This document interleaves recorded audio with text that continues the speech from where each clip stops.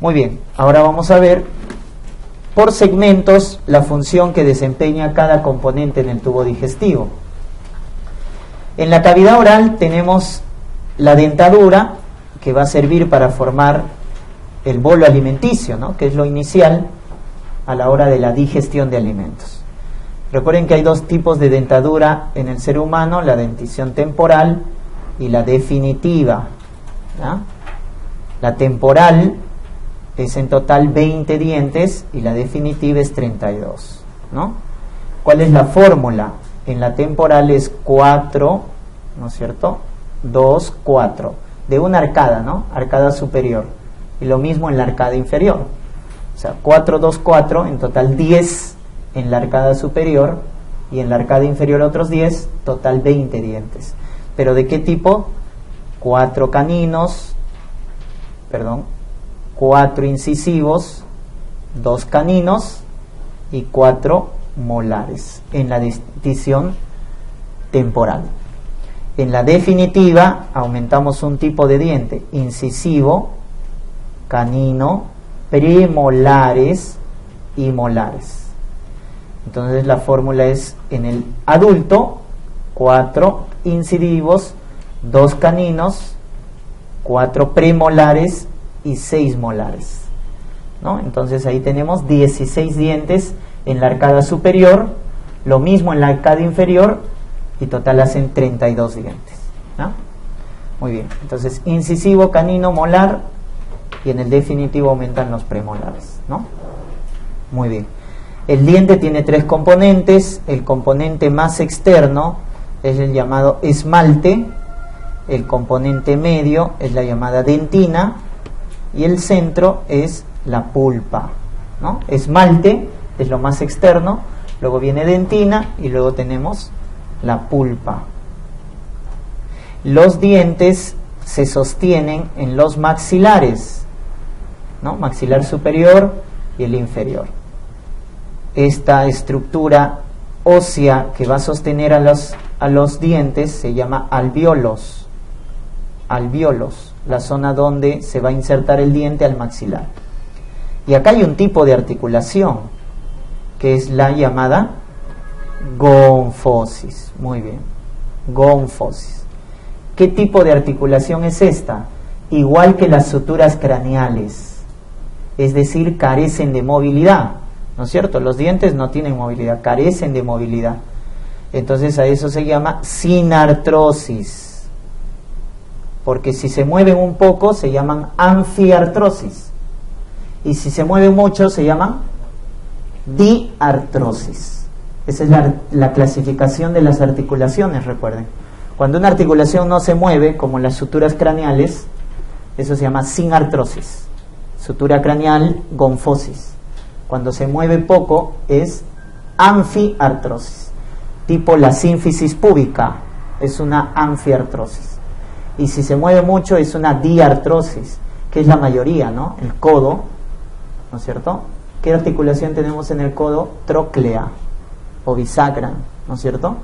En el hombro tenemos enartrosis, ¿no es cierto? Hace varios tipos de movimiento: rotación externa, interna, flexión, extensión, etc.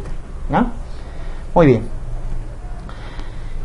Y en la lengua vamos a tener justamente unas estructuras que van a captar lo que vienen a ser los sabores, ¿no? Entonces en la lengua tenemos, en el dorso de la lengua tenemos los llamados botones gustativos, que son básicamente quimioreceptores,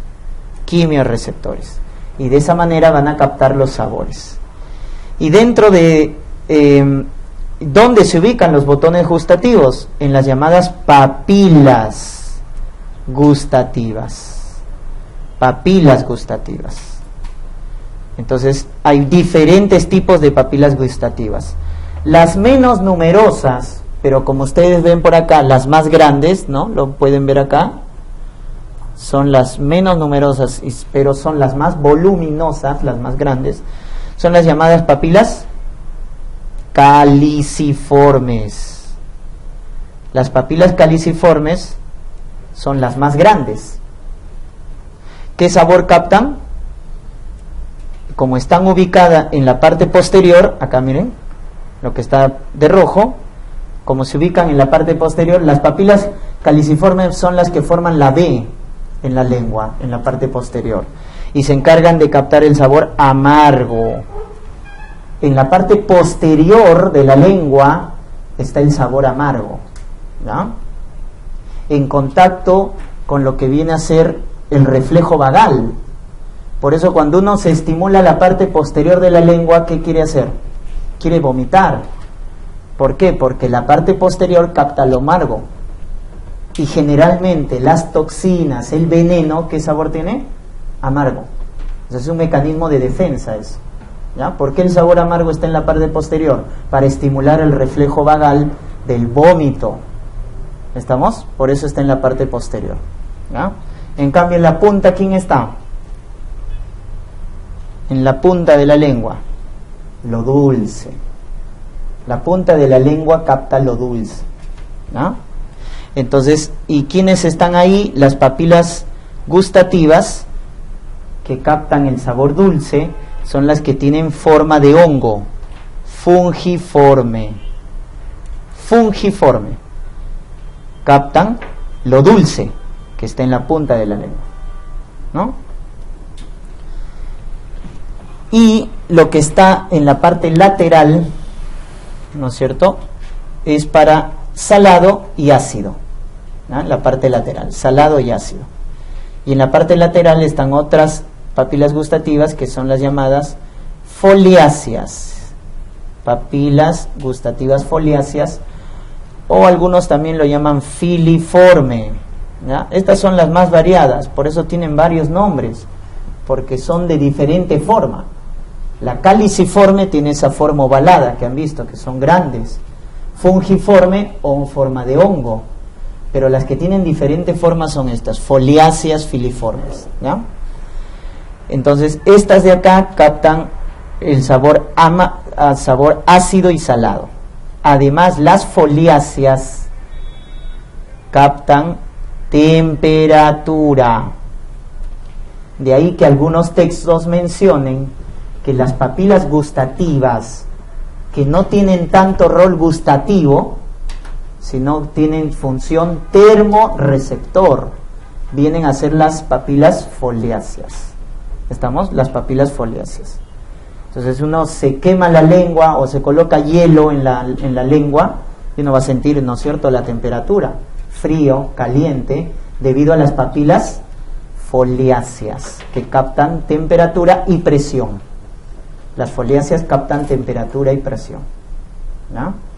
Entonces de esa manera captan calor, frío, dolor, etc. ¿Qué nervio o par craneal te hace sentir eso? Claro, el que recibe la información son las papilas foliáceas, pero ¿a través de qué nervio se transmite eso? Dolor de la lengua, te mascaron la lengua, el trigémino. El trigémino es el que da la sensibilidad a la lengua. ¿Quién mueve la lengua? El hipogloso. El hipogloso es motor de la lengua. ¿Y quién capta el gusto? Los 2 tercios anteriores, el nervio facial, y el tercio posterior, el glosofaringio. Eso de ahí tienen que acordarse. Entonces, prohibido olvidarse en la lengua su sensibilidad. Si yo quiero decir función motora de la lengua, ¿quién hace que se mueva la lengua? Es el 12º par craneal, el hipogloso. Acá están las papilas más grandes, ¿no? ¿Cómo se llaman? Caliciformes, que forman la B dorsal en la lengua. Son las más grandes, pero pocas. Son 11 a 12 papilas nomás caliciformes, están en la parte posterior. Entonces, cuando hablamos de gusto, los 2 tercios anteriores del gusto es captado por el facial, a través de su nervio, una rama, cuerda del tímpano. Muy bien. Cuerda del tímpano es la rama del nervio facial que va a recoger la información gustativa de los 2 tercios anteriores de la lengua. Y el tercio posterior el glosofaringio. El glosofaringio, tercio posterior. Información gustativa. Y si me hablan del paladar, el paladar también capta gusto. Si me hablan de la epiglotis, ¿quién lleva ahí la información? Vago, el vago. Y la sensibilidad lo hace el trigémino. Temperatura, dolor, presión, sensibilidad, tacto, dolor, trigémino, ¿ya? Que es el mismo que da la sensibilidad de la cara, ¿no es cierto? Trigémino. Ya está. Eso es entonces con respecto a la lengua. Entonces las que captan sabor amargo, que están en la parte posterior, son las papilas caliciformes. Las fungiformes predominan en la punta de la lengua, captan sabor dulce. Y las filiformes, el resto de los sabores, junto con las foliáceas, salado y ácido. Y adicionalmente las foliáceas captan presión y captan temperatura, ¿no? Muy bien. Entonces, ahí tenemos lo que viene a ser con respecto a la lengua. Y acá está el gráfico también, que miren toda la vía gustativa, ¿no? Miren la lengua, los 2/3.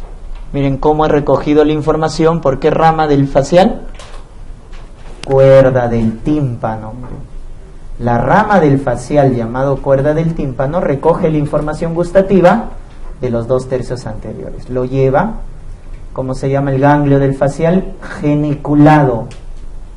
Lo va a llevar ¿hasta dónde? Hasta el bulbo raquídeo.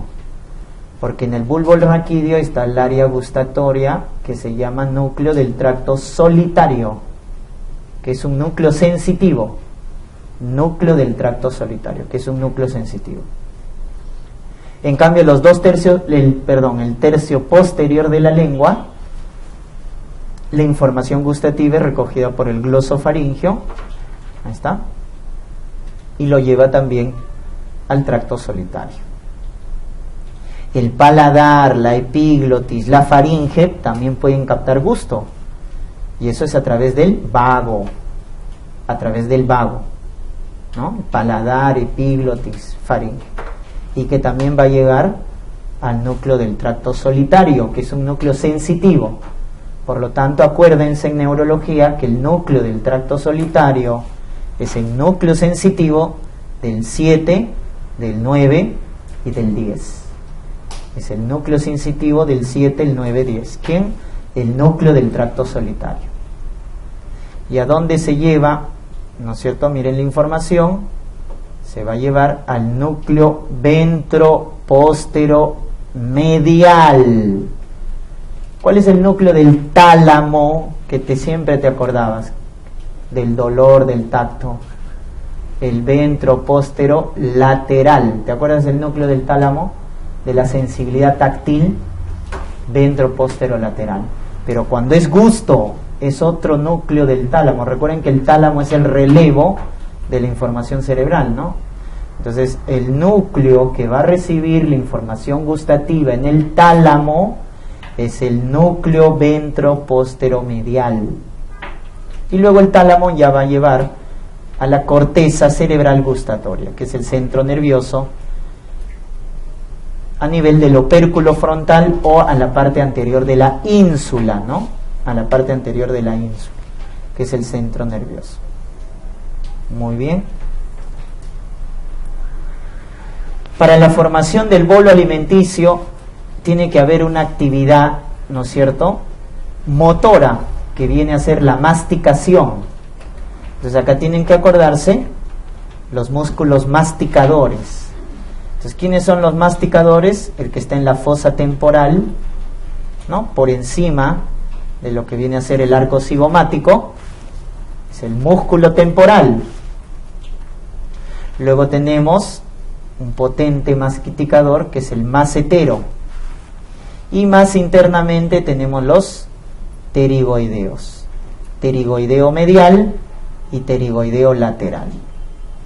Entonces tenemos el músculo temporal, macetero y los pterigoideos.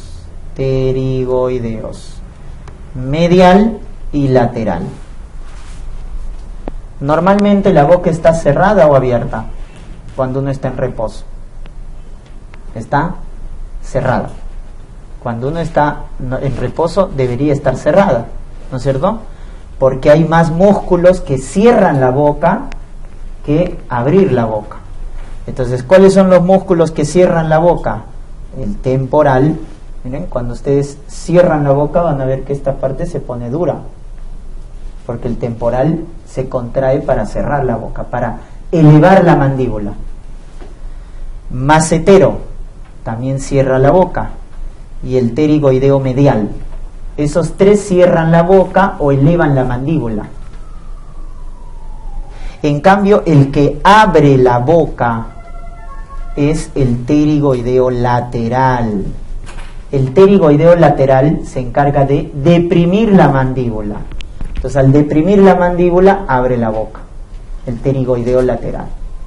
Por eso cuando masticas muy fuerte, o sea, quieres masticar, para masticar fuerte, ¿qué tienes que hacer? Abrir bien la boca, para que mastiques fuerte, ¿no es cierto? Cuando estás comiendo carne, qué sé yo. O cuando bostezamos. Cuando uno bosteza de manera enérgica, contrae excesivamente el pterigoideo lateral. ¿Y qué puede luxarse? La articulación temporomandibular.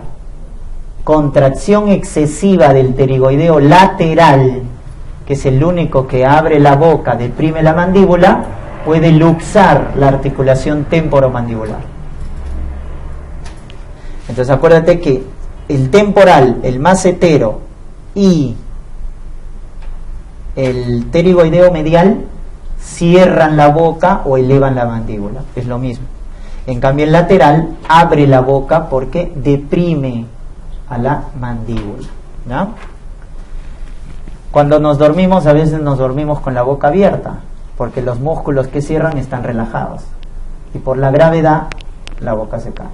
Entonces dormimos con la boca abierta por efecto de la gravedad, ya que los músculos que cierran se van a relajar, ¿no? Muy bien, esos entonces son los llamados músculos masticadores, cuya inervación está dado, ¿sí, doctor? No, el buccinador principalmente es facial, no es masticador, ¿no? El buccinador, el risorio, esos son ya de la parte de la expresión facial, pero estos son los masticadores.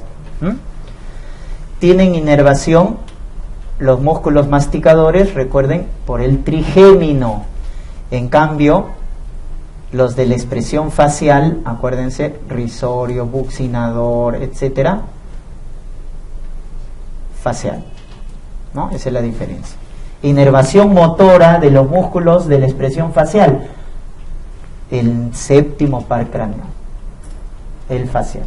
En cambio, la inervación motora del trigémino es los músculos masticadores, ¿no? Entonces, el trigémino es el que da la sensibilidad a la cara, sensibilidad a la lengua, a la córnea, pero es el motor de los músculos masticadores. Muy bien. Y con respecto a las glándulas salivales, tenemos glándulas salivales mayores y menores. ¿Quiénes son las mayores? Parótida, submaxilar, sublingual. Todas las demás serán menores. La glándula salival que produce la mayor cantidad de saliva es la glándula submaxilar. Es la que produce la mayor cantidad de saliva. 70% de la producción salival es la glándula submaxilar, cuya secreción es mixta. Serosa, rica en enzimas, y mucina, rica en mucinosa, rica en mucina, ¿no? Para proteger o lubricar. ¿Cómo se llama el conducto de la glándula submaxilar? Wharton, conducto de Wharton, ¿ya? El conducto de la glándula submaxilar se llama conducto de Wharton. Pero si me preguntaran la glándula salival más grande en tamaño, la más grande es la glándula parótida. La que produce más saliva es la submaxilar, pero la más grande es la glándula parótida. Y la glándula parótida sí es rica en secreción serosa, es decir, en enzima, ¿no? ¿Y qué enzima tiene la saliva? La tialina o amilasa salival. Tialina o amilasa salival, que es el que inicia la digestión de carbohidratos. En la boca se inicia la digestión de carbohidratos. Su conducto se llama conducto de Stenone. Conducto de Stenone. Es la más grande. Y luego tenemos la sublingual.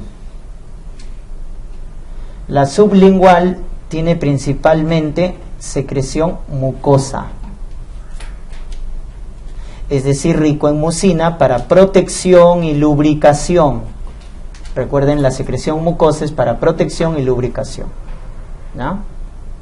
El conducto se llama ribinus, de la glándula sublingual. Ribinus se llama su conducto. Muy bien. Entonces ahí tenemos las glándulas mayores. Y las menores son secreción mixta, cero mucosa, ¿no? Secreción mixta. Entonces, las glándulas salivales tienen conductos y tienen acinos, ¿no? El que se encarga de producir la saliva son los acinos. Los acinos se encargan de producir la saliva. Entonces hay acinos serosos y también hay acinos mucosos. El acino seroso produce saliva rico en enzimas, tialina, amilasa salival. El acino mucoso rico en mucina para protección, lubricación. Pero luego, al pasar el contenido salival a los conductos salivales, la saliva se va a modificar. ¿Qué va a pasar con la saliva? Entonces se va a reabsorber sodio junto con agua y se va a secretar potasio y bicarbonato. Miren lo que hace los conductos. Los conductos modifican la producción de la saliva. Entonces, ¿qué hace cuando la saliva pasa por los conductos? Se reabsorbe sodio y agua y cloro y se secreta potasio y bicarbonato. Por eso es más viscosa la saliva, no es líquida, no es tan fluida, es viscosa, porque se está reabsorbiendo sodio y agua y estoy dando potasio, que le da un sabor medio amargo, ¿no? Cuando uno se queda con una saliva excesiva, luego se torna amargo, porque es rico en potasio la saliva final. Si me preguntan, cuando los acinos producen la saliva, es rico en sodio, pero cuando pasa por el conducto, se reabsorbe sodio y le agrego potasio. Por lo tanto, la saliva inicial es rica en sodio, pero la saliva final es rico en potasio. Y acá una hormona que hace esta función es la aldosterona. La aldosterona no solo trabaja en el riñón, también trabaja en los conductos salivales, reabsorbiendo sodio, reabsorbiendo agua y secretando potasio y bicarbonato. ¿Ah? Como se secreta bicarbonato, por eso la saliva también tiene pH alcalino, porque le estoy dando bicarbonato. ¿Ah? Esa es la modificación que hacen los conductos. Muy bien, entonces miren la producción. Esta es la célula del acino, lo que está en el gráfico. Miren, al inicio la saliva es rica en sodio y cloro, porque se segrega sodio y cloro. Pero cuando pasa ya a los conductos, va a ser rico en potasio y bicarbonato. Porque ¿qué pasó con el cloro y el sodio? Se reabsorben cuando pasan por el conducto. ¿Quién estimula la secreción de saliva? La acetilcolina, que viene del parasimpático. Acuérdate, el parasimpático es de las secreciones. es el de la salivación. También la sustancia P. También la sustancia P. ¿Ya? Muy bien. Inervación de las glándulas salivales. Entonces, la glándula, como pueden ver acá, la más grande, glándula parótida, ¿no es cierto? La glándula parótida y también la glándula submaxilar, que es la que produce la mayor cantidad de saliva, son inervadas ¿por quién? Por el glosofaringeo. El noveno par craneal da inervación a la glándula parótida y a la submaxilar, ¿no? En cambio, el nervio facial, ¿no? Perdón, parótida y sublingual. La glándula parótida y la glándula sublingual son inervadas por el glosofaringeo, ¿no? En cambio, la glándula submaxilar o submandibular es inervada por el facial, ¿ya? El facial. Entonces, glándula parótida y sublingual están inervadas por el glosofaringeo, pero la submaxilar o submandibular, que produce la mayor cantidad de saliva, está a cargo del facial. Ya está. Entonces, ojo que la glándula parótida es atravesada por el nervio facial, ¿no es cierto? Pero no le da inervación, ¿ya? El nervio facial atraviesa la glándula parótida, pero no le da ninguna inervación, porque el facial inerva a la glándula submandibular o submaxilar. En cambio, la glándula parótida es inervada por el glosofaringeo, ¿ya? Por el glosofaringeo.